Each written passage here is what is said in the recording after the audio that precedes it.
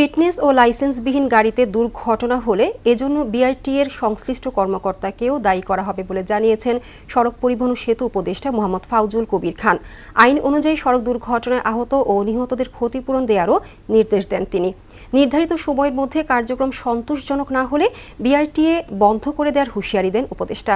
সকালে মহাখালীর বিআরটিএ ভবনে কর্মকর্তাদের সঙ্গে বৈঠক শেষে এসব কথা বলেন তিনি। এস.ইউ. সেলিমের প্রতিবেদন।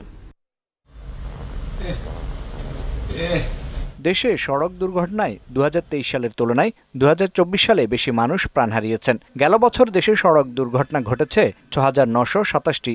এসব দুর্ঘটনায় নিহতের সংখ্যা 7,294 জন এবং আহত হয়েছেন 12,019 জন।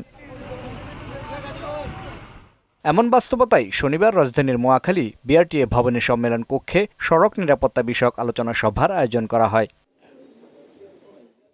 সভা শেষে সড়ক পরিবহন ও সেতু মন্ত্রণালয়ের উপদেষ্টা মোহাম্মদ ফাউজুল কবির খান গত এক বছরে হওয়া সড়ক দুর্ঘটনার অধিকাংশকে ফিটনেসবিহীন বাস ও লাইসেন্সবিহীন অদক্ষ চালকদের দায়ী করেন। তাই এই বিষয়ে কঠোর ব্যবস্থা না নিলে বিআরটিএর সংশ্লিষ্ট কর্মকর্তাদের দায়ী করে শাস্তির আওতায় আনার কথাও জানান তিনি। ফিটনেস না থাকার কারণে এবং ড্রাইভিং লাইসেন্স না থাকার কারণে যেসব অ্যাক্সিডেন্ট হবে সেগুলোর জন্য BRT officials will be responsible.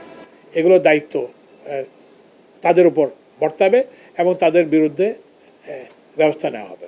বিআরটিএর সব অনিয়ম দুর্নীতি বন্ধ করে সেবার মান বৃদ্ধি করতে সক্ষম না হলে প্রয়োজনে বিআরটিএ বন্ধ করে দেওয়ার হুঁশিয়ারিও দেন সড়ক উপদেষ্টা।